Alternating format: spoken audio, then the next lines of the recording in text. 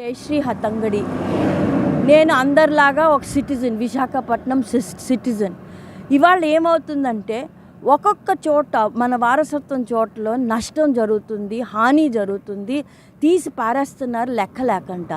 ఏమైనా అడిగినా చేసినా ఏమంటారంటే మాకు ఒక పర్మిషన్ వచ్చింది, ఇంకోటి ఏదో వచ్చిందని.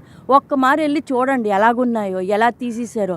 దీని తాలూకా బౌండరీలు లేవు, దీని తాలూకా లెంగ్త్ లేదు, ఇది ఎవరిదని తెలీదు, ఏమీ లేకుండా అది ముందు ఇలాంటి వారసత్వం జియోలాజికల్ హెరిటేజ్ సైట్కి ఒక పెరిమీటర్ వాల్ ఉండాలి. ఆ తర్వాత ఎవరే చేసుకుంటే చేసుకోవచ్చు.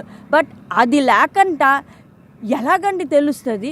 ఇంత పెద్ద కొండలాడిది ఎర్రమట్టి దిబ్బను తీసేయడం, ఇదే మన అందం, ఇదే మన వారసత్వం. అది తీసేస్తే బాగుండదు. మీరు లోపలికి వెళ్తే ఏమన్నారు? ఇలాగ సుత్తులతోటేమో ఇలాగ చేతులతో పెట్టి వెనక్కి వెళ్ళిపోమన్నారు. ఎంతమంది ఉన్నారు?